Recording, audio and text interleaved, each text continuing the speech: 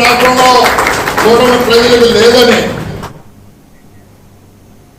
కూటమి ప్రభుత్వంపై మాజీ ఎమ్మెల్యే సింహాద్రి రమేష్ బాబు తీవ్ర విమర్శలు చేశారు. రైతుల ప్రయోజనాల కోసం కృష్ణా జిల్లా డెల్టాకు వెంటనే 10,000 క్యూసెక్ల నీటిని విడుదల చేయాలని డిమాండ్ చేశారు. వ్యవసాయాన్ని నిర్లక్ష్యం చేయడం వల్ల రైతులు తీవ్ర ఇబ్బందులు ఎదుర్కొంటున్నారని అన్నారు. డీఎస్సీ నియామకాల్లో అక్రమాలు జరిగాయని ఆరోపిస్తూ దీనిపై సీబీఐతో విచారణ జరిపించాలని, విద్యాశాఖ మంత్రి రాజీనామా చేయాలని డిమాండ్ చేశారు.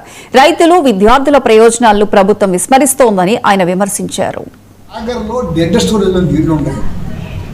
ఇప్పుడున్న మన ఎమ్మెల్యేగా ఉన్న బుద్ధప్రసాద్ గారు కన్వీనర్గా ఉండి ఒక ఉద్యమం చేశారు. ఆ ఉద్యమం 10,000 మందికి పైగా ప్రకాశం బ్యారేజ్ మీద కూర్చుని ముందు తక్షణం నార్మల్కి నీళ్ళు ఇవ్వండి, తర్వాత వర్షాలు పడినా ఇబ్బంది లేకోకుండా నార్మల్కి నీళ్ళు ఇస్తే నాటేసుకుంటారు, పంటలు పండుతాయి, వర్షాకాలం ముందుంది కదా అని డిమాండ్ చేసి కూర్చున్నారు.